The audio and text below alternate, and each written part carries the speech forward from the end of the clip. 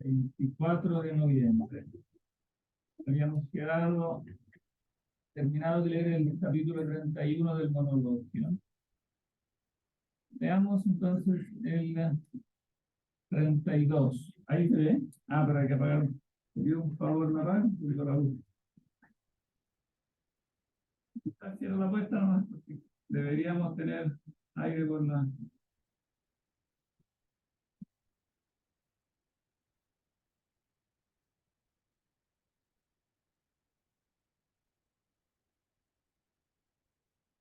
¿Quién quiere leer el 32?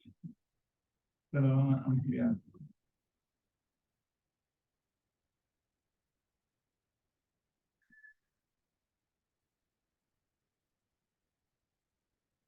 Vamos a empezar leyendo.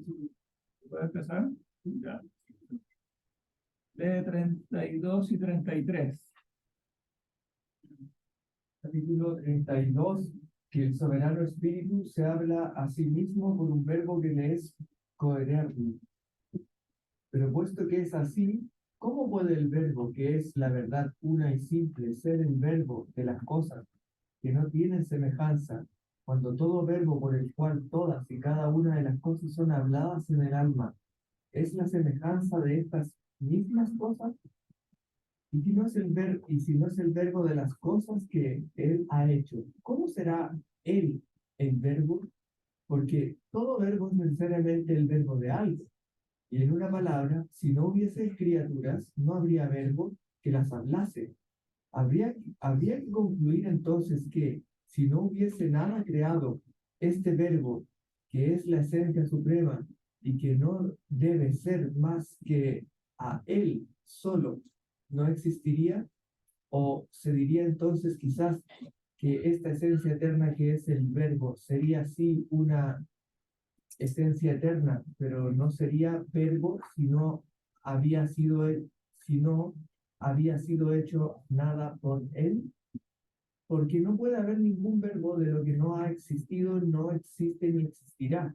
Pero según este razonamiento, si no hubiese ninguna esencia fuera del Espíritu Supremo, no habría ningún verbo en él.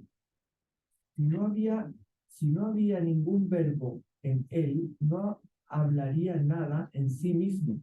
Si no hablaba nada en sí mismo, como hablar algo no es en este sentido más que comprender algo, no comprendería nada. Si no comprendía nada, había que concluir que la sabiduría suprema, que no es más que este espíritu, no comprende nada lo que es absurdo. Y si no comprende nada, ¿cómo será la sabiduría suprema? Y si no hay nada más que ella, ¿qué comprenderá? ¿Podría en este caso comprenderse a sí misma? ¿Cómo creer que la sabiduría suprema no se comprende a sí misma cuando el alma racional no solamente puede conocerse, sino también tener la idea de la sabiduría suprema, comprenderse y comprenderla? En efecto, si el alma humana no pudiera tener ninguna memoria ni inteligencia de esta sabiduría o en sí misma, no se distinguiría de las criaturas privadas de razón o de cualquiera otra de ella por una mediación solitaria como lo hace mi espíritu en este momento. Así pues, este espíritu supremo, como es eterno, se recuerda eternamente a sí mismo y se comprende de la misma manera que un alma racional. ¿Qué digo? Es él quien se comprende primero, y a su semejanza, el alma racional se comprende a su vez de la misma manera. Se comprende eternamente, se habla eternamente, su verbo está eternamente con él, con él. Es un cumplido. Bien sea pues que se admita que no existe nada más que él, o que hay otras muchas criaturas, es necesario que su verbo le sea coeterno. Y lee también el 33, que concluye. Capítulo 33, que el Espíritu Supremo se habla a sí mismo y a todo lo que hace por el verbo que le es consubstancial. Al meditar sobre el verbo por el cual el Espíritu Creador habla todo lo que hace, he encontrado al verbo por el cual se habla a sí mismo, el que lo ha hecho todo. Se habla a sí mismo por un verbo y habla lo que hace por otro verbo. O más bien es por sí mismo que se habla y por el que habla todo lo que crea. Este verbo, en efecto, por el que se habla, es necesariamente lo que él mismo, como ya hemos demostrado del verbo por el cual habla todo lo que crea, aunque no hubiese nada más que este espíritu supremo, la razón no nos obligaría a admitir la existencia de este verbo por el cual se habla a sí mismo, que hay pues más verdadero que decir que este verbo no puede ser otra cosa más que lo que él mismo es. Si por consiguiente se habla a sí mismo y a lo que crea por un verbo que le es consubstancial, es evidente que el verbo por el cual se habla y aquel por el cual habla a las criaturas son una misma substancia. Y si son una misma substancia, ¿cómo pueden ser dos verbos? Se diría quizás que esta identidad no lleva consigo la unidad de verbo, porque aquel que habla por estos verbos participa de su substancia. Sin embargo, no es un verbo. En todo caso, sin embargo, el verbo por el cual se habla, la sabiduría suprema, puede ser llamado con mucha razón subverbo, porque según las razones expuestas anteriormente, reproduce su perfecta semejanza. No se puede negar de ninguna manera que cuando el alma racional se comprende por el pensamiento, deja a la inteligencia una imagen de sí misma. Mejor dicho, ese mismo pensamiento es su imagen formada a su semejanza y como por la impresión de su forma. Cualquiera, cualquiera que sea en efecto la cosa que el alma quiere representarse por el pensamiento, ya con ayuda de la imaginación, ya con la de la razón, pone todos sus esfuerzos en reproducir su semejanza en el espíritu. Cuanto más fielmente reproduce esta imagen, más exactamente piensa la cosa. Y esto se ve claramente sobre todo cuando pone su atención sobre algo que no es ella misma y en particular sobre un cuerpo.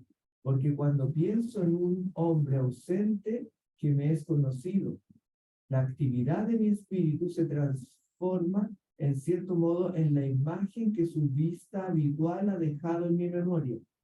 Esta imagen en mi pensamiento es el verbo de este hombre que yo hablo al pensar en él. El alma racional tiene pues con ella, cuando se comprende por el pensamiento, su propia imagen nacida de sí misma, es decir, un pensamiento que reproduce su semejanza y está formada por su propia impresión, aunque no pueda distinguirse si no es por el pensamiento de esta imagen que es su verbo. Según esta exposición, ¿quién negará que la sabiduría suprema, cuando se comprende, hablándose, engendra una semejanza consubstancial a sí misma, es decir, su verbo? Aunque sea difícil encontrar palabras precisas y convenientes para expresarse sobre un ser de una superioridad tan particular, no es inexacto, sin embargo, hablando de este verbo y de esta semejanza, el llamarle imagen, figura y forma de la sabiduría suprema. Pero el verbo por el cual ella habla, la criatura, no es igualmente el verbo de la criatura, porque no es su semejanza, sino su esencia primera. Fíjese, por tanto, que el Espíritu Supremo no habla, que el Espíritu Supremo no habla a la criatura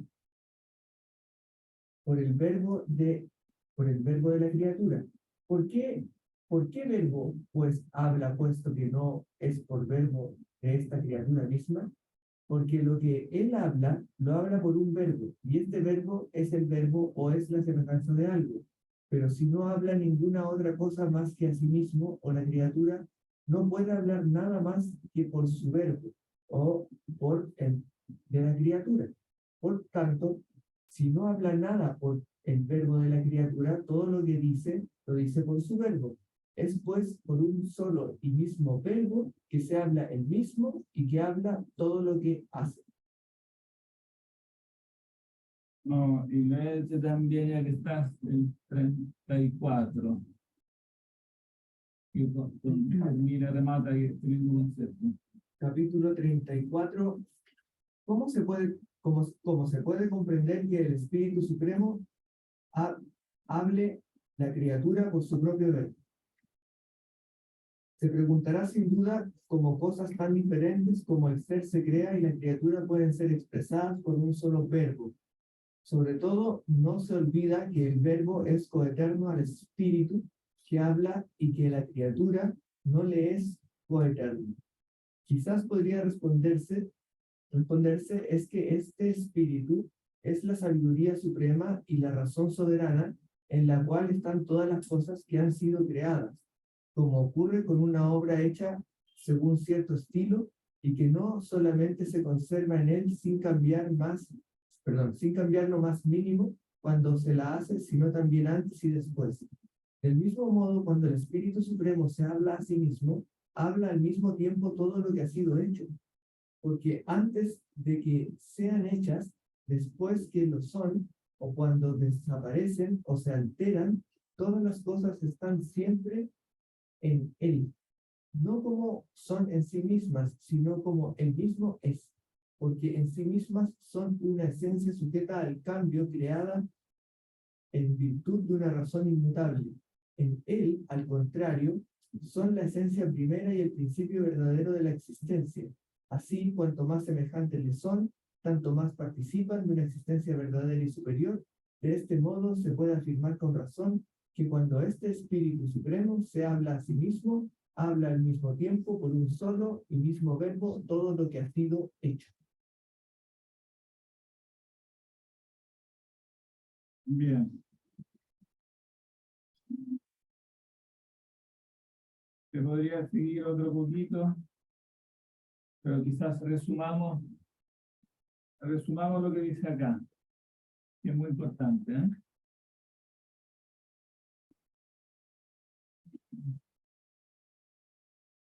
¿Cuál es aquí el problema de fondo? ¿Sabes qué está hablando?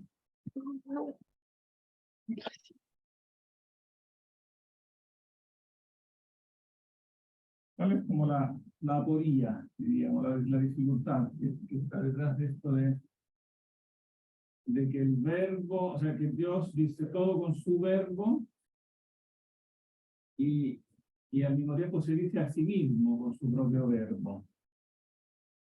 O sea, el verbo es verbo de Dios en un cierto sentido, pero también es verbo de las criaturas, pero no exactamente en el mismo sentido. ¿Cuál es la diferencia? ¿En qué sentido el verbo es verbo de Dios primero? ¿Cuál es el primer sentido en que el verbo, o sea, la palabra, es palabra de Dios? Dios se habla y se comprende a sí mismo a través de ese verbo. Claro, que Dios se habla, entonces se comprende a sí mismo, se piensa a sí mismo. Entonces, el verbo es la propia esencia divina, pero en cuanto inteligible. Entonces, Dios genera su propio verbo, significa que se comprende a sí mismo, genera su propia esencia inteligible. Pero cuando se dice que el verbo pronuncia también las criaturas, entonces ese verbo pasa a ser verbo de las criaturas.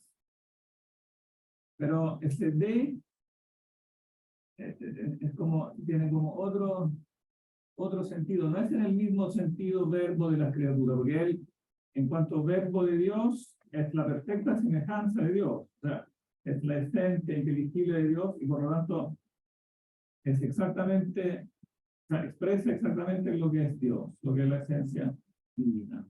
Pero cuando expresa las criaturas, expresa como algo diferente a sí mismo. Ahí está como la dificultad. Claro, que ahí se da la semejanza.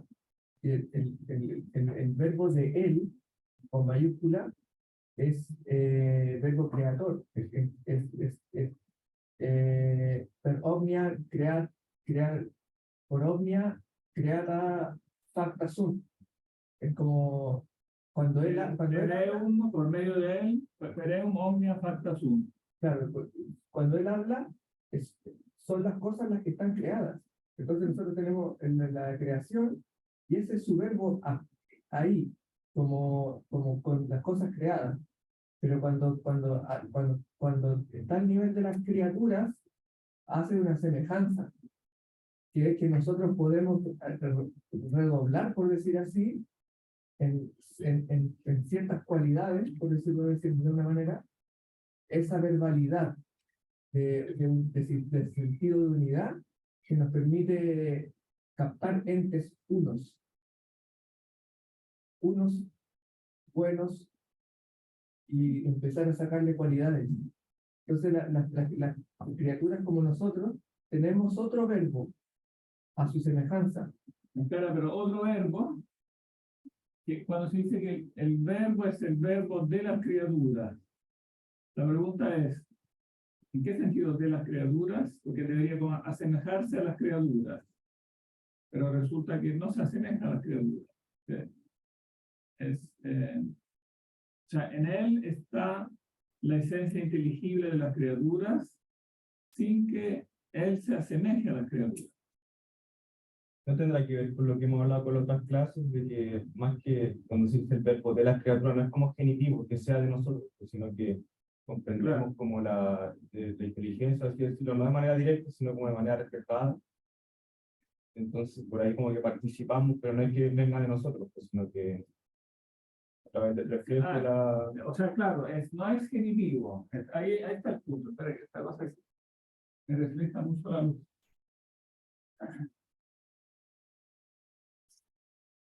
¿Está muy oscuro? ¿No? Está bien. Claro, no es genitivo como cuando yo digo que el verbo es verbo de Dios. Cuando digo que el verbo es verbo de Dios, ese es un genitivo. Es el verbo generado de él, ¿no? Pero cuando digo verbo de las criaturas, él es quien crea las criaturas. Entonces, es de las criaturas, pero no en el sentido que el verbo sea generado de las criaturas, o sea, una proyección de las criaturas, sino al contrario, que las criaturas son generadas a partir de él. Claro, y lo mismo vale si digo el verbo de la mente humana. El verbo de la mente humana no es un mero como reflejo de la mente humana, como si la mente humana se generara a sí misma y viera todas las cosas en su misma como esencia, sino que el verbo es verbo del hombre, pero no generado del hombre, es el mismo, una emanación del verbo divino que ilumina la mente del hombre. Entonces es verbo del hombre en cuanto que ilumina al hombre. Sí, no puede ser, por ejemplo, o sea, aplicarse esta distinción como de genitivo, objetivo y subjetivo, en el que, por ejemplo, si uno dice verbo de Dios, sería como un genitivo subjetivo en el sentido de que el sujeto de ese genitivo es Dios.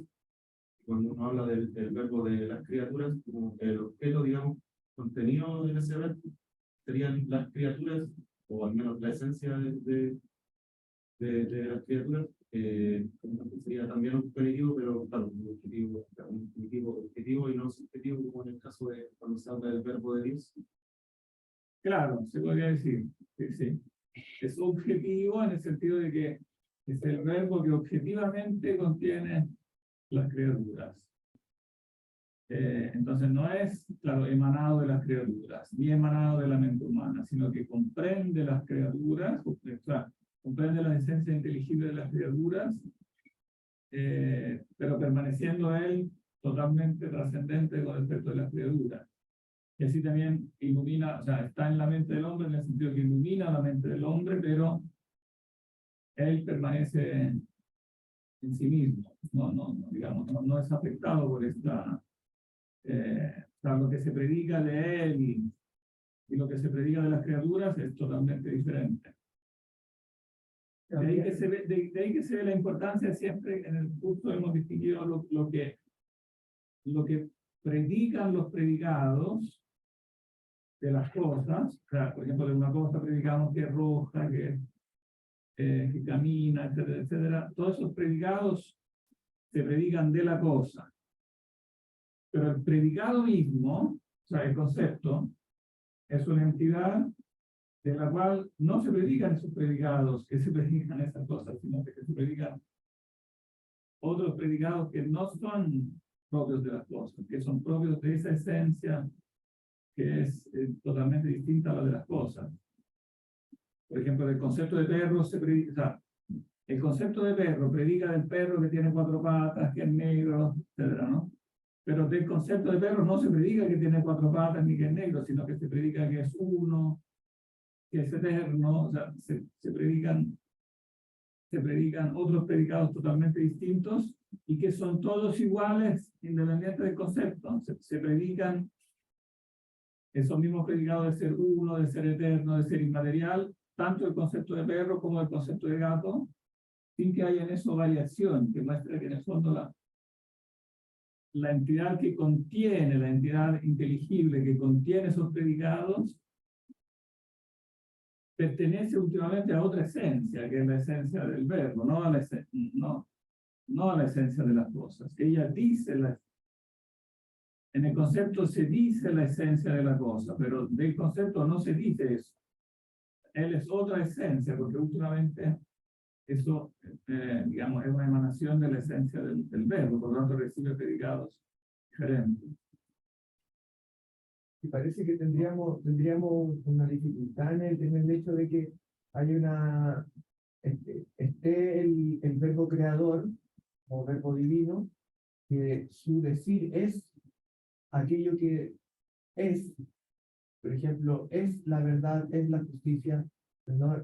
En su propio decir ya está incluido él mismo, y que eso ilumine nuestro verbum mentis, y que a la vez nosotros tengamos una voz con la cual podemos hacer letras y signos y empezar a articular un lenguaje representacional convencional.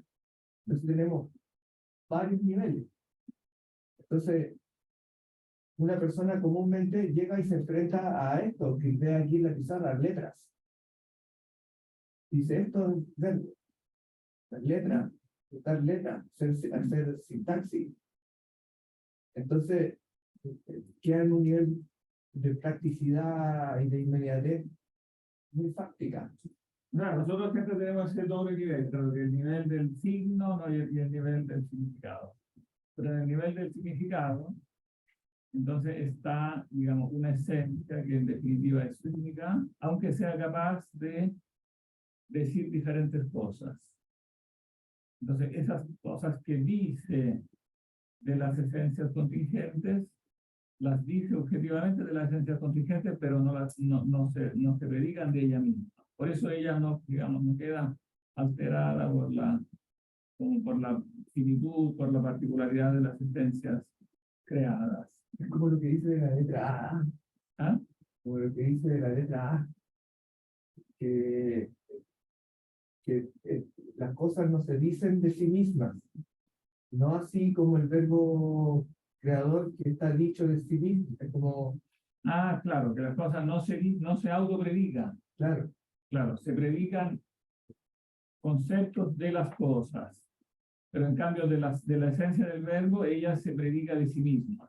Claro, en el caso del verbo, no, él es la predicación, es la autopredicación. No, se autopredica. Digamos, él es el verbo consustancial y por lo tanto es su esencia, es su verdad, es su bien, etc. No lo participa de otro. Por eso dice, bueno, él lo condensa en esta fórmula muy corta, pero muy eficaz, que el verbo, en latín es más corto todavía.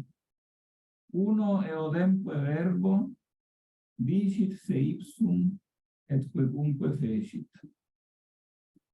Con uno solo y el mismo verbo, se dice a sí mismo y dice todo lo que hizo, y dice todo lo que creó. O sea, él, con una única palabra, se pronuncia a sí mismo por un lado, y por otro lado pronuncia todo lo que crea, sin que, sin embargo, las dos esencias sean la misma esencia. O sea, la esencia de las cosas permaneciendo diferente de la esencia de Dios. Son dos esencias diferentes, pero en el nivel inteligible, la esencia inteligible de las cosas está comprendida objetivamente en la esencia inteligible del verbo. Por eso, con un solo verbo, él se pronuncia a sí mismo, se expresa a sí mismo y también expresa todo lo que hace. Entonces, eso es lo que nos daría pie a saltar al argumento ontológico.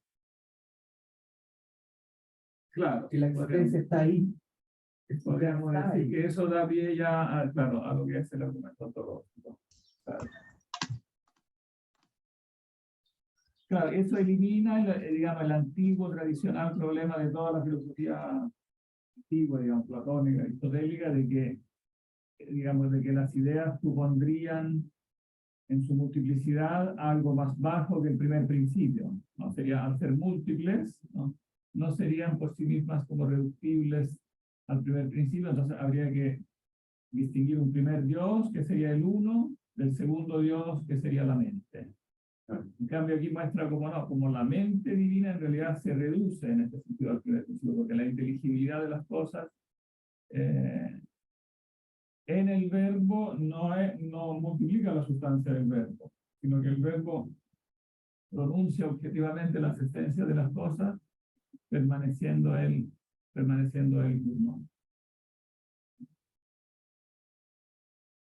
Lo mismo es interesante comparar, lo vamos a leer ahora, pero aconsejo mucho leer el último capítulo del De Veritate, el otro libro, el librito de Anselmo, que al final trata un tema parecido, cuando se dice la verdad de las cosas, también se usa un aparente genitivo, ¿no? Que pareciera que la verdad de las cosas, como que es algo de las cosas, que entonces que sería un genitivo, como una imagen de las cosas. Pero en realidad él muestra ahí lo mismo que muestra acá, que es al revés. La verdad de las cosas no multiplica digamos, la verdad absoluta, porque la verdad de las cosas es siempre como, en último término, el modelo en base al cual las cosas están hechas, como el metro que mide las cosas. Entonces, cuando se dice la verdad de las cosas, no es genitivo como si fuera como la verdad que depende de las cosas, sino que es al revés, son las cosas que dependen de la verdad. De la verdad de las cosas no es lo mismo que un accidente de las cosas o un predicado cualquiera de las cosas que promane de ellas, sino al revés. No, ellas provienen del único modelo que es la verdad, que es una sola.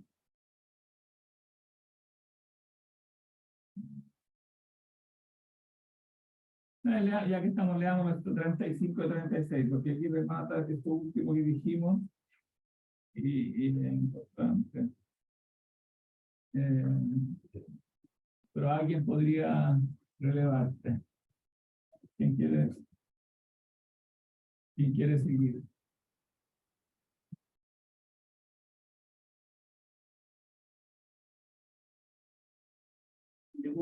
Ya. Ah, ¿quieres leerlo en español? Ya, ya.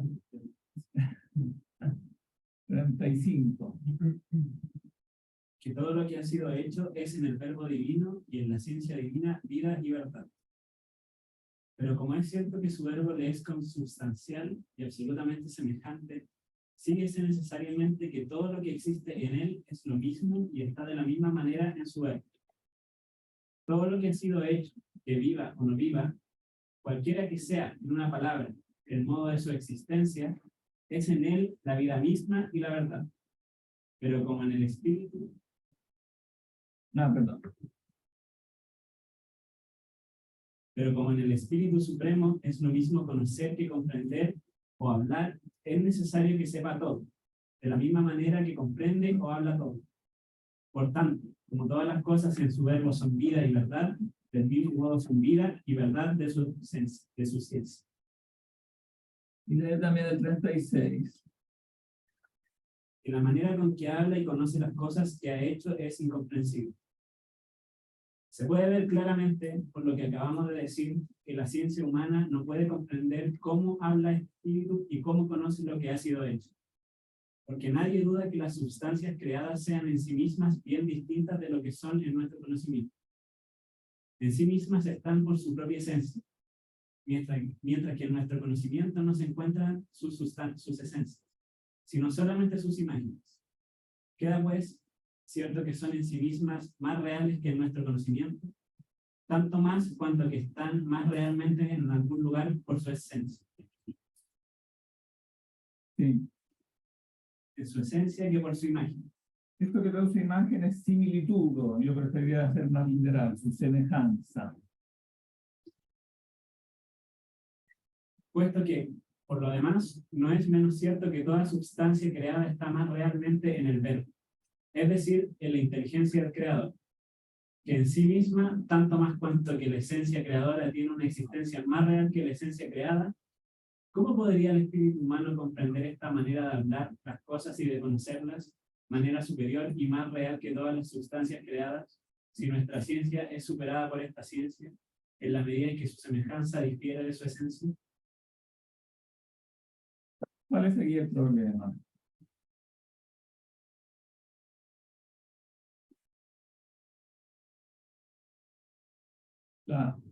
Como el grado de ser, o sea, las cosas son, cuando se dice que las cosas son, hay como dos planos, ¿no? Ellas son en sí mismas, pero en algún sentido también preexisten preexisten en el verbo, ¿no? Sus ideas.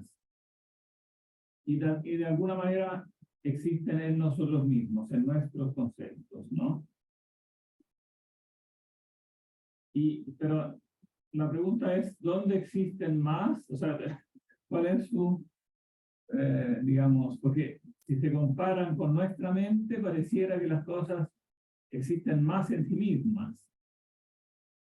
O sea, como entes reales, que en nuestra mente. Porque en nuestra mente dice solamente están sus similitudines, ¿no? Pero resulta que en Dios, en cambio, da la impresión que están más en Dios que en sí mismas, porque en Dios son Dios mismo las cosas. Pero se dan cuenta que esta manera de hablar puede ser equívoca, ¿no? ¿No? Profesor, disculpe, ¿y no es lo mismo en sí mismas que están en Dios? ¿Cómo? ¿No es lo mismo las cosas en sí y las cosas que están en Dios y que son Dios? No, porque está distinguiendo las cosas en cuanto existen en sí mismas, distintas a cuando están meramente como virtualidades en la mente de Dios. O sea, en otras palabras, las cosas en sí mismas son distintas a las ideas de las cosas que preexisten en Dios. Pero en realidad esta forma de hablar, repito, es un poco equívoca, porque en realidad no es que estén las cosas en Dios, sino que en Dios están sus ideas. O sea, lo que es idéntico a la sustancia de Dios últimamente, como lo acaba de mostrar, no son las cosas mismas, o si no las cosas mismas serían de la esencia de Dios. Lo que está en Dios son las ideas de las cosas. Ellas son equivalentes sustancialmente a su esencia. Por lo tanto, cuando se dice las cosas están en Dios más que en sí mismas, se usa una frase un poco equívoca, ¿verdad? No es que las cosas, ellas, o sea, si hablamos de las cosas en cuanto ellas mismas sustancialmente están en Dios, entonces hablamos de las mismas cosas. Ellas como cosas también están en Dios, en el sentido de estar en Dios como ser causado, contenido, sostenido en el ser por Dios, en el sentido de las cosas como entes reales están en Dios. Pero en cambio, si hablamos de las ideas, entonces las ideas no son las cosas. Claro, ellas son ideas que sustancialmente son idénticas al verbo, y se distinguen de él solo virtualmente. Ideas, pensando en las conexiones, conceptos. Como conceptos. Ahora, pero lo que yo agregaría como nota aquí, que él no dice, pero que yo creo que se puede deducir del discurso anterior, es que entonces cuando hablamos de las cosas en nuestra mente, también hay que hacer la misma distinción. Claro, en nuestra mente no están las cosas reales, pero lo que está no es meramente una similitud de las cosas, como si fuera una mera como proyección que viene de lo sensible, como se podría pensar, ¿no? Aunque no dice tampoco eso, pero podría pensar que entonces las cosas en nosotros sean una mera impresión, o sea, algo que meramente viene de las cosas, por lo tanto, serían imágenes de las cosas como un genitivo, como una fotografía es impresión de una luz que viene de mí. Idea muy popular. Claro, que es una idea, la idea como ingenua, muy popular, que todavía sigue de moda a pesar de todo. O sea, que es una especie de foto La idea de nosotros entonces es una derivación, algo que es generado de la cosa misma meramente, ¿no? Y claramente no es así, porque el concepto de la cosa en mí, si bien necesita de la experiencia sensible, en su naturaleza metafísica es generado por el verbo interior mío, que es una impresión del verbo divino. Entonces, en nosotros mismos las cosas, digamos, existen de un modo virtual, de un modo mental, análogo a como existen en el verbo, no análogo a como existen en la realidad. Y parece que esa idea popular que está arraigada tiene que ver con esa experiencia perceptiva, que es que perfectamente nosotros estamos mirando algo y nos tapamos los ojos y podemos seguir como viendo su imagen. Viendo su imagen, claro. Por eso siempre está la confusión entre la imagen y el concepto. Queda como la imagen grabada nerviosamente, por decirlo, en el sistema óptico, por decirlo así. Claro, Pero eso no está hablando de eso. claro, eso no es el concepto todavía. Claro, eso que nosotros llamamos la imagen. Claro, ellos hablan del fantasma en el sentido de la imagen que se reproduce en el cerebro. O sea, la imagen que yo veo en mi cerebro, ¿no? Pero esa imagen no es el concepto. Claro, el concepto de la cosa es más bien la esencia inteligible de la cosa que yo veo, solo puedo ver gracias a que tengo en mí como esa proyección, esa como emanación de la esencia inteligible primaria, en la cual tiene consistencia metafísica los conceptos de los cuales predicamos todas estas características que son diferentes a las cosas, la unidad, la inmaterialidad. ¿Qué es lo que alimenta, que alimenta como el aparecer del ser en general desde su base, desde su fundamento? Entonces, por ejemplo, un niño va caminando por la calle y ve por primera vez un gato y reconoce que ahí hay algo. No sabe lo que es, pero reconoce que ahí hay algo. Claro, ya está. Y lo está apuntando, y quiere tocarlo, y quiere tocarlo. Entonces, sabe que ahí hay un ser. Y no sabe lo que es. Claro, todavía no sabe lo que es porque eso le vendrá después por la experiencia. Esa acción de que él reconozca que hay un ser, uno, es concepto puro. Claro, ya la aplicación de un concepto. Pero él todavía no ha entrado en el momento de las determinaciones, ni los nombres, no ha entrado en su momento. Pero él ya está captando, está. Claro, ya le aplica todos los conceptos, digamos, básicos del ser. Puede decir que es, puede decir que es bueno, puede decir. Claro, ya le aplica todos estos conceptos trascendentales del ser sin que nadie se lo haya enseñado. O nadie le enseña a los niños qué es el ser, qué es el bien. Ellos lo saben. Lo aplican inmediatamente. No solo tienen que aprender la palabra, claro, del lenguaje, del idioma convencional que se habla en su país. Bien, y ahora sí tenemos que dirigirnos al proslogion, porque si no, el pobre proslogion va a quedar.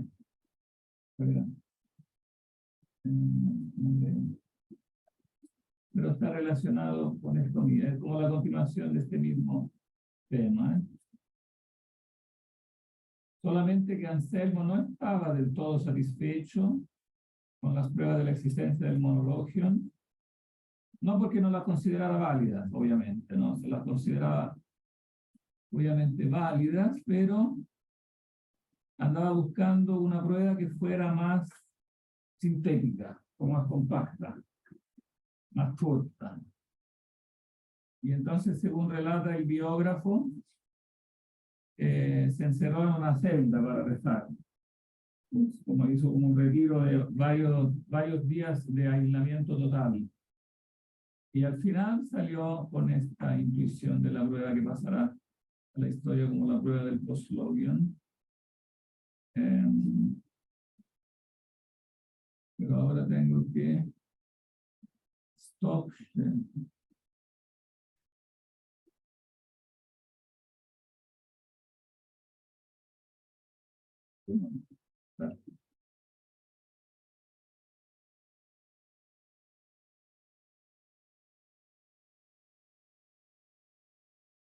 Vamos a cerrar mejor el monólogo si no nos confundimos.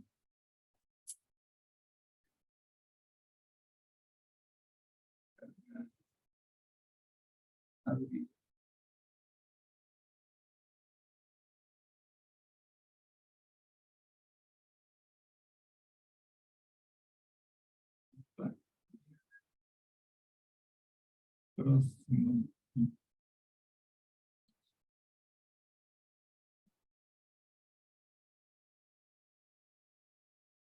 Y pasará como la prueba, digamos, es sinónimo la prueba del proslogion de la prueba anselmiana por excelencia, porque las pruebas del monologion evidentemente son tradicionales, no son inventadas por él. Claro, él las sistematiza, ¿no? De un modo eficaz, pero las pruebas son básicamente ya las pruebas agustinianas, ¿no? Digamos, es una buena síntesis y profundización sobre las pruebas agustinianas, pero la prueba del proslogion tiene como un matiz nuevo, en la formulación por lo menos es del todo original. Bueno, y eso será lo que le acarreará ciertos problemas también, que de hecho después inmediatamente saldrá alguien a refutarlas.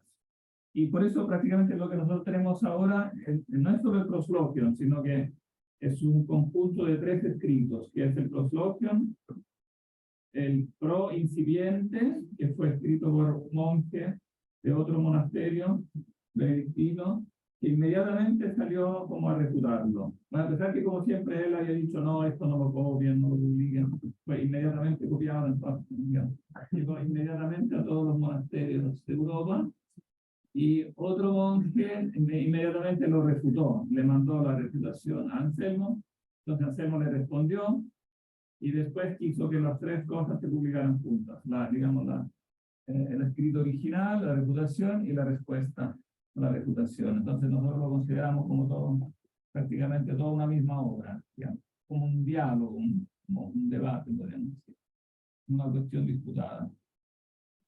Porque la prueba precisamente no era tradicional, entonces suscitaba como un cierto desconcertaba, digamos. ¿No incipiente que es como para el que no sabe? Incipiente, pues, el que no sabe en el sentido de que es, bueno, es una cita del Salmo. Hay un Salmo que parte diciendo, ¿cómo se dice en castellano? No el incipiente, el necio. Claro. El necio dice, no existe Dios. Entonces, Anselmo lo que quiere mostrar en el fondo es que Dios puede ser demostrado por la razón. Entonces, el necio no es alguien que no cree por algún otro motivo, sino que está haciendo un error de razonamiento. El necio en el sentido que alguien que está haciendo un error de razonamiento.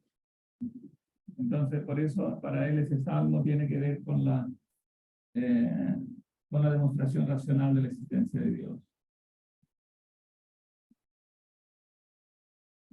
Bueno, él lo hace preceder de una oración. Bueno, está un prólogo, pero por razones de tiempo vamos a tener que saltar ambas cosas, pero léanla porque los dos son interesantes. El proemio, donde él un poco muestra por qué se decidió a escribir este otro libro, a buscar esta otra prueba. Comencé a pensar si no sería posible encontrar una sola prueba que no necesitase para ser completa más que de sí misma y que demostrase que Dios existe verdaderamente. O sea, una prueba más compacta, más, digamos, más sintética.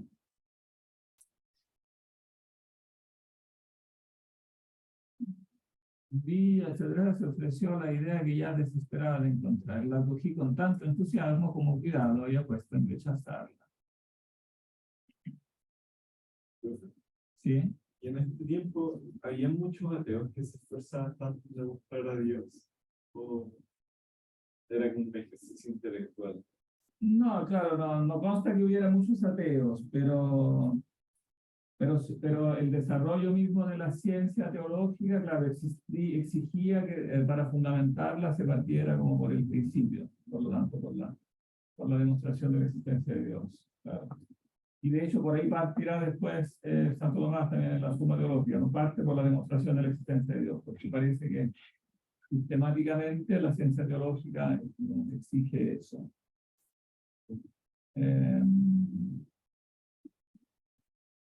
Ahora, claro, no había ateos en el sentido sistemático, como de personas que escribieran como tratados en favor del ateísmo, pero claro, seguramente había también debate sobre, en el fondo, la racionalidad de la fe en general. Como la racionalidad de la fe en general parte por ahí, entonces se puede decir que sí, el debate en este sentido, digamos, moderno, empieza aquí. Mucho de lo que después en la narrativa moderna nosotros leemos como moderno, en realidad empieza en esta época, ¿no? Digamos, lo moderno en el sentido, por ejemplo, del cuestionamiento racionalista, etcétera, claramente empieza en esta época, ¿no? Y de hecho de esta época también son después las quejas también de los teólogos que acusan al racionalismo, ¿no? Dicen, no, con esta cosa del racionalismo nos alejamos verdaderamente de la fe, etcétera. Pero Anselmo es importante porque muestra que, claro, distingue el racionalismo de la genuina exigencia racional. O sea, racionalismo en sentido peyorativo no es lo mismo que la importancia de la pregunta racional, ¿no? Entonces, en eso, él sigue coherentemente la línea de Agustín, que todo se lo pregunta racionalmente, sin que eso signifique racionalismo, en el sentido de quererlo reducir todo al aspecto racional o querer encerrarlo todo en hasta donde el ser humano alcanza a entender con su razón. Puede haber cosas que trascienden la razón humana, pero eso no exime de buscar racionalmente todo lo que es legítimo buscar racionalmente, todo lo que hay que buscar racionalmente, no hay que mirarlo en menos con la excusa de que no todo es racional. Como no todo es racional, entonces, o sea, racional en el sentido de accesible a la razón humana, entonces nos desentendemos de eso y, por ejemplo, nos fundamos solamente en la fe. El error opuesto sería el fideísmo, justamente. Obviamente la terminología es moderna, ¿no? Pero el debate está ya fuerte en esta época, entre fideísmo y racionalismo. O sea, como que reducirlo todo a la fe o todo a la razón. En realidad las dos cosas tienen que ir juntas. Y el debate ha llegado hasta hoy. Para el Papa Juan Pablo II sintió la necesidad en los años 80, 90, ¿no? Cuando de escribir precisamente un documento importante sobre eso que se llama Fides et Ratio, fe y razón, para mostrar cómo las dos cosas son ambas necesarias. Eso tendría relación, por ejemplo, con el fideísmo que instala Lutero, cuando él tira por la borda todo el trabajo que había escolástico y se queda nos vamos a quedar con la pura Biblia y listo. Claro, en el fondo es mirar en la investigación racional como algo perjudicial. Entonces todo este trabajo racional para él no sirve para nada. Se queda con la pura Biblia y decir, creo en Dios y Jesús mi Salvador y listo. Claro, mirando con una sospecha muy, muy fuerte la investigación filosófica. Y bueno, y en particular a Aristóteles, ¿no? Aristóteles pasa de ser, claro, la máxima autoridad a pasar, digamos, una especie de representante del diablo. Ahora, claro, como todas las cosas, tenía sus razones, ¿no? Había habido un excesivo, ¿no? Claro, un excesivo énfasis en la autoridad de Aristóteles, etcétera, etcétera. Y un excesivo academicismo en la academia también teológica. Entonces eso obviamente hacía pensar que para qué sirve todo esto, al final la fe de la gente no saca nada de eso, ¿no? Es un mundo académico desconectado, como de la vida real, ¿no? Entonces de ahí nace también como la reforma, digamos, la protesta de Lutero. Bien, hay una oración al comienzo que es muy bonita, repito, es bueno leerla porque muestra cómo él, claro, quiere insertar esta investigación racional, precisamente no quiere ser acusado de racionalista, ¿no? Entonces, claro, él muestra con claridad que él se mueve en ese ámbito de la búsqueda de fe, o sea, él busca al Dios verdadero, al Dios personal, no un mero concepto de la mente, ¿no? A un Dios personal con el que se puede hablar. Entonces le hace este largo discurso a Dios, esta larga oración, que por eso es muy importante aquí. Pero también aquí hay un error de interpretación común que hay que mencionar. El que él parta con esta oración no significa después que la búsqueda no sea racional. O sea, no significa que después como la búsqueda dependa de la fe o dependa del dato de fe. No, digamos, la demostración racional que él da es autónoma en sí misma, considerada conceptualmente, es del todo autónoma, no le debe nada a la fe. La fe juega en un nivel personal, digamos, es el ser humano como persona que no tiene que centrarse solo en el aspecto racional, porque eso si no le produce una esquizofrenia, porque digamos, como el ser humano no es solo racionalidad, si yo me centro solo en la racionalidad, me enfermo mentalmente, ¿no? Porque dejo de lado, digamos, todas las otras, digamos, aspectos emocionales, etcétera, personales, el aspecto, digamos, del afecto, de la voluntad, del amor, ¿no? Entonces, en la búsqueda tiene que estar eso, como parte de la persona, pero eso no significa que la prueba racional como tal dependa del dato de fe, ¿no? No depende del dato de fe, la prueba es pensada como una prueba absolutamente racional.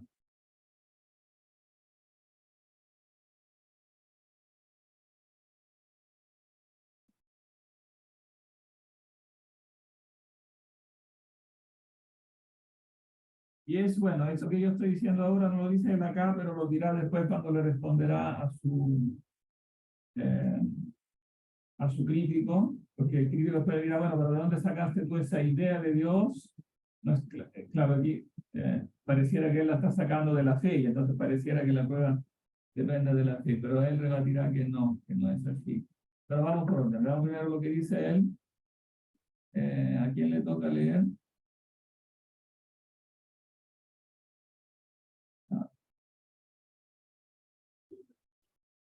Que Dios existe verdaderamente, aunque el insensato haya hecho en su corazón, Dios no existe. Así pues, oh Señor, tú que das la inteligencia a la fe, concédeme, en cuanto a este conocimiento me puede ser útil, el comprender que tú existes como lo creemos y que Eres. eres lo que creemos.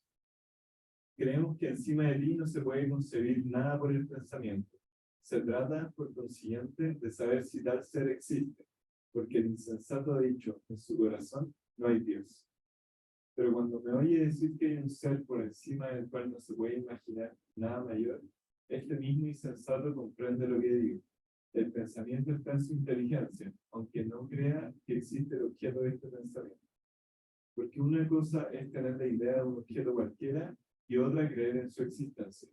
Porque cuando el pintor piensa de antemano en el cuadro que va a hacer, lo posee ciertamente en su inteligencia, pero sabe que no existe aún, ya que todavía no lo ha ejecutado. Cuando, por el contrario, lo tiene pintado, no solamente lo tiene en el espíritu, pero sabe también que lo ha hecho. El insensato tiene que convenir en que tiene en el espíritu la idea de un ser por encima del cual no se puede imaginar ninguna otra cosa mayor, porque cuando oye anunciar este pensamiento, lo comprende, y todo lo que se comprende está en la inteligencia. Y sin duda ninguna, este objeto por encima del cual no se puede concebir nada mayor, no existe en la inteligencia solamente, porque si así fuera, se podría suponer, por lo menos, que existe también en la realidad una condición que haría a un ser mayor que aquel que no tiene existencia, más que en el puro y simple pensamiento. Por consiguiente, si este objeto por encima del cual no hay nada mayor estuviera solamente en la inteligencia, sería, sin embargo, tal que habría algo por encima de él, conclusión que no sería legítima. Existe, por consiguiente, de un modo cierto, un ser por encima del cual no se puede imaginar nada, ni en el pensamiento, ni en la realidad. Sí. ¿Cuál es entonces el argumento en resumen? ¿Cuál es el punto de partida, primero que todo? Que Dios es lo más grande que se puede hacer.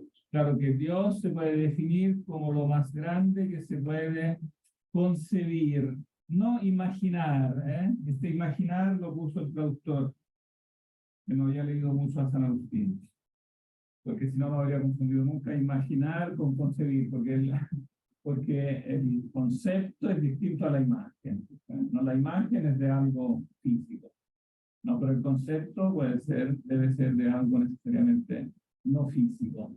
Entonces el verbo es cogitari. Dios se define como id pomagis cogitari nequid. Aquello de lo cual no se puede pensar, no concebir nada mayor.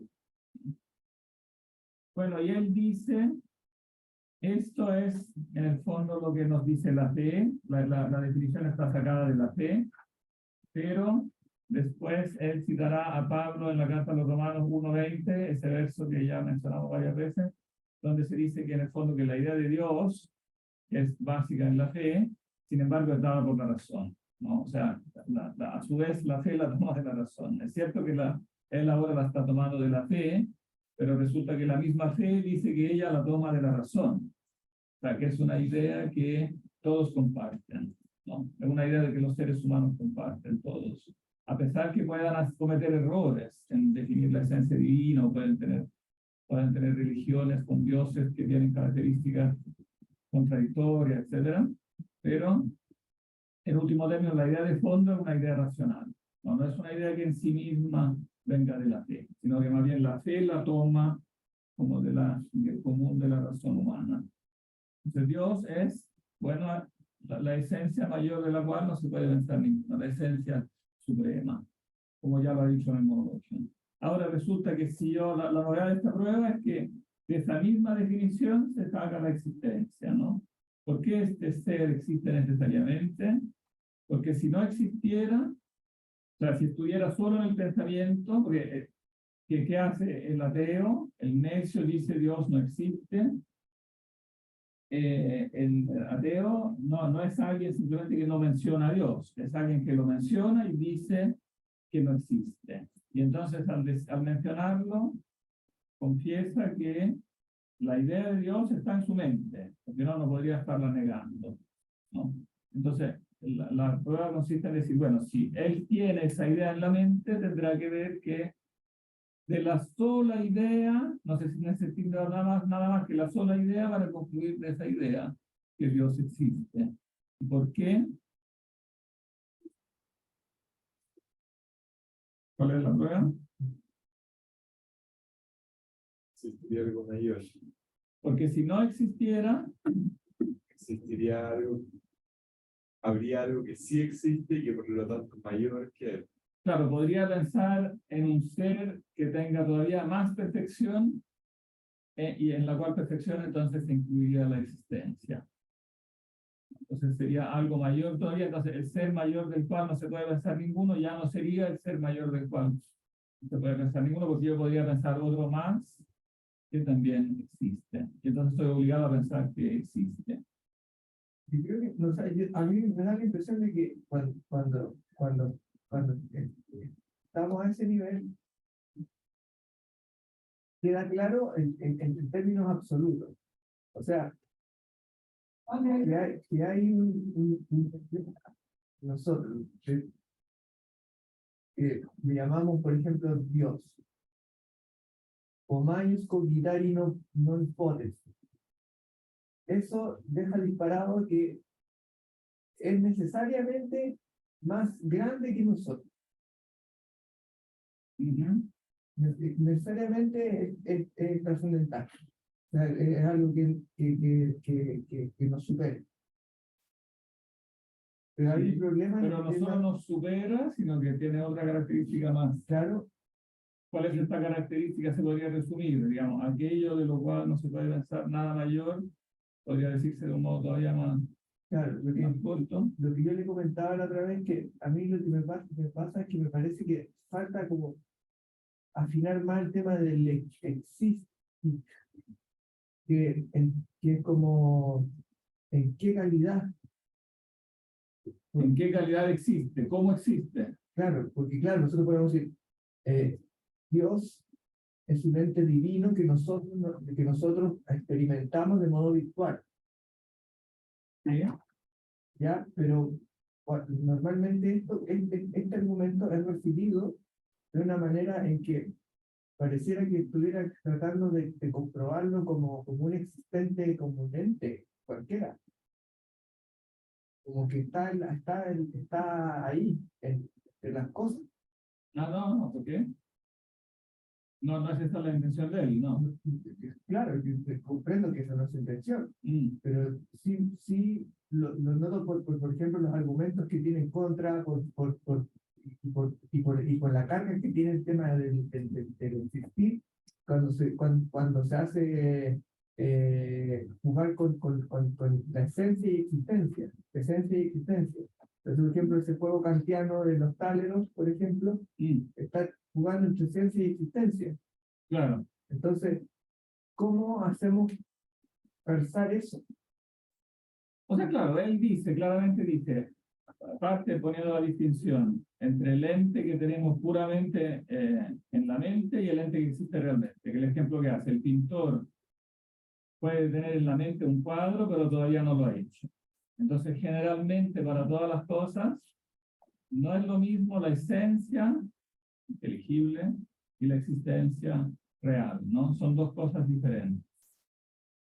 Pero lo que él está diciendo es que en el caso de Dios, eso no aplica. O sea, no aplica esta diferencia entre la esencia y la existencia. Y el motivo por el que no aplica, en el fondo, es el que estuvimos viendo todo el curso cuando hablamos de los universales, ¿no? Porque esta diferencia entre esencia y existencia, entre la existencia puramente mental, no, o sea, la esencia puramente ideal y la existencia real, solo aplica al ente contingente, porque el ente contingente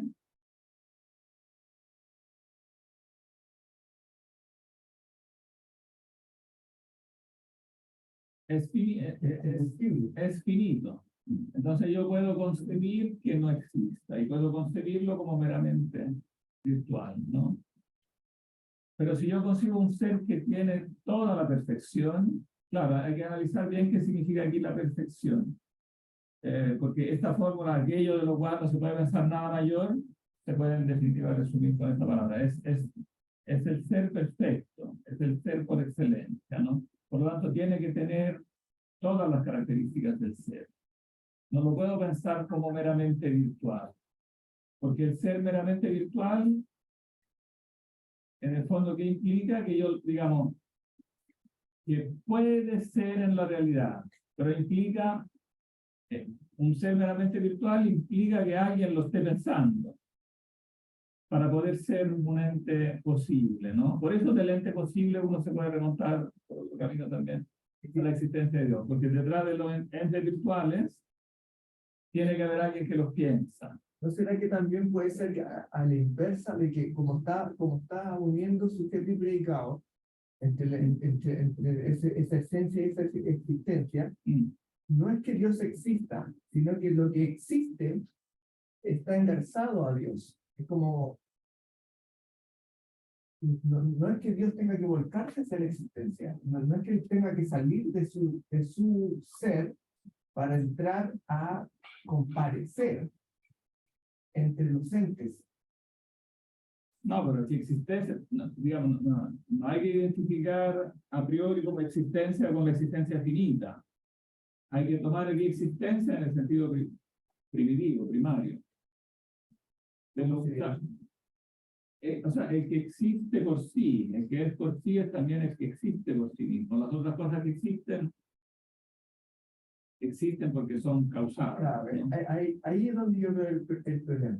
Porque para la mayoría, cuando uno escucha existe, es que existe.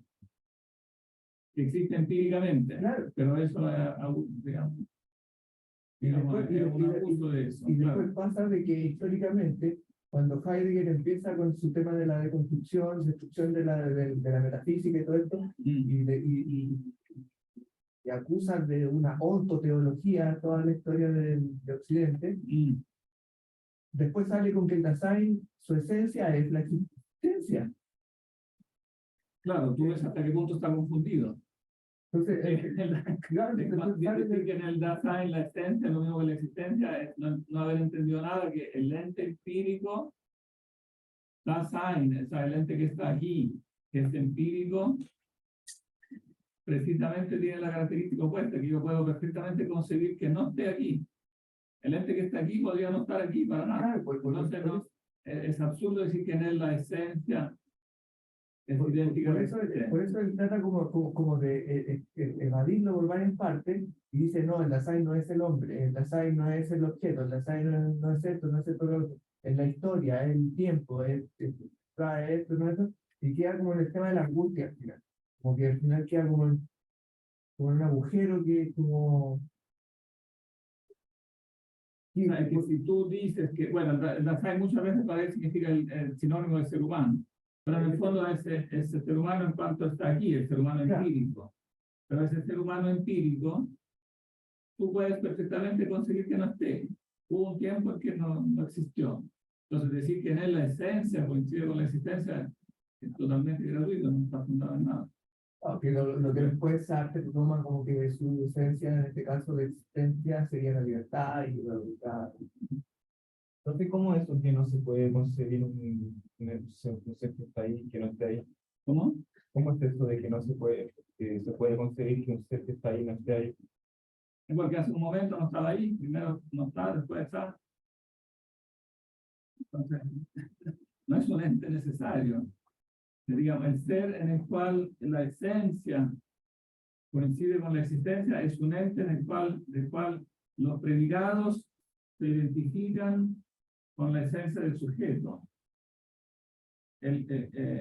Aquel ente en el cual que es su propio ser, que no es causado, que no tiene su ser de otro, pero un ser que primero no está y después nace, ese recibe su ser de otro.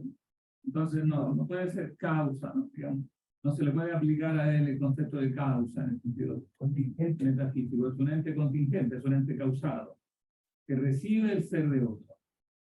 Y por lo tanto los atributos que reciben no son propiedad de él, lo recibe causado por otro. Y entonces, claro, el ser que tú estás concibiendo como causa, es decir, claro, el ser perfecto del cual tú predicas todas las perfecciones, es porque llegaste a ese ser por el principio de causalidad. Tiene que haber una causa de esas perfecciones que la transmite después a los entes que primero no están y después están, que reciben el ser de otro. Entonces, ahí tú tienes una diferencia, como dice Boecio, en el texto que siempre cita Santo Tomás, que es el texto de Domadicus, donde por primera vez aparece esa forma, al menos en el ámbito latino, seguramente también está copiado de los griegos. En el ámbito latino aparece en Boecio por primera vez cuando dice, en las cosas creadas, no, la existencia es distinta de la esencia. No lo dice exactamente con esta misma palabra, pero equivale a lo que será después la fórmula como de la distinción entre esencia y existencia. O sea, un ente del que tú puedes pensar la esencia necesariamente sin que exista en la realidad. Tú puedes pensar la esencia posible de eso. Pero eso no puedes aplicárselo al ser que es causa de todo eso, porque él tendría que entonces, a su vez, ser causado por algo. O sea, la idea misma de la perfección en el ser tiene que incluir la existencia. Por eso también está equivocada la crítica que le hace Kant cuando dice que aquí Anselmo lo que está haciendo, bueno, Kant no menciona directamente a Anselmo, porque lee la misma prueba en autores más modernos, pero después la prueba tendrá una larga historia, digamos, él la lee después en Descartes, en Wolff, en Leibniz, en Wolff, etc. Digamos. Después él no la toma de la formulación de Anselmo. Pero le hace una crítica que se podría aplicar a lo que dice acá Anselmo, porque él dice, si yo pensara a Dios como no existente, ¿no? Y al mismo tiempo dijera que Él es el ser mayor del cual no puede existir ninguno, entonces estaría incluyendo la existencia dentro de los predicados de la esencia. Cosa que no es así, por ejemplo, si yo hablo de los 100 tálegos. ¿no? O de cualquier otro ente. Si hablo de cualquier otro ente y doy la definición de ese ente que expresa su ente. A los entes finitos en los cuales precisamente puede distinguirse esencia y existencia. Si yo hablo del ente primario, del ente primero, precisamente lo que no se puede hacer es en ese ente distinguir esencia de existencia. Que si la esencia fuera distinta de la existencia, sería un existente que recibe su esencia de otro. Lo propio del ente finito, donde se puede distinguir esencia y existencia, eso es porque son entes causados, porque no son entes primarios, no son el ente primario. Con el ente primario es absurdo concebir esta diferencia entre esencia y existencia, porque él debería ser primero una esencia pensada por otro, al cual otro le da la existencia. Él debería recibir la existencia, existiendo de él primero una esencia puramente virtual, pero esta esencia puramente virtual no es algo que pueda subsistir por sí solo. Por eso no aplica a Dios esta diferencia entre esencia y existencia. Y ahí va también el error de los tomistas. No voy a decir de Santo Tomás porque en el texto de Santo Tomás la formulación es un poco diferente, pero se ha hecho tradicional después en los filósofos de la escuela tomista medieval y moderna, digamos, hasta hoy, refutar el argumento ontológico con este mismo, en definitiva, un argumento muy parecido al de Kant, acusando a Anselmo de no distinguir el plano de la existencia virtual del plano de la existencia real. Que dicho de otra forma es parecido a acusarlo de ser realista, ¿no? Como que al concebir la idea de Dios, esa idea sería ella misma real y por lo tanto, o sea, debería incluir la realidad y por lo tanto debería él existir. Pero es claro que eso no aplica a Dios y el mismo Tomás lo reconoce explícitamente cuando dice que en Dios la esencia y la existencia son lo mismo. Lo dice en el artículo siguiente, al artículo donde supuestamente refuta el argumento ontológico. Pero refuta de un modo un poco diferente, digamos, formulándolo de un modo diferente a como está realmente en Anselmo. Eso lo podríamos ver ya el próximo miércoles. Pero claramente si yo digo que la esencia, en un sujeto, la esencia es igual a la existencia, la prueba de Anselmo ya está ahí, porque al formular la esencia, si yo digo que eso coincide con la existencia, entonces estoy diciendo que esa esencia implica la realidad. Esa esencia expresada en esa fórmula implica la existencia de ese ente, ¿no? Es contradictorio negar que existe. Y parece que cuando si él parte de la base de Homaius, comitare no potes, Nequit. claro, Homaius cogitari nequit. claro, si su esencia está ahí, habría que hacer lo mismo con la existencia. Como, también habría que estirarla, por decirlo de una forma. Como que decir, es la existencia suprema también. Perdón, yo voy a tener que aquí, nos podemos quedarnos conversando un ratito más, pero tengo que cerrar la reunión virtual porque si no, no me la alcanza a convertir. Perdón.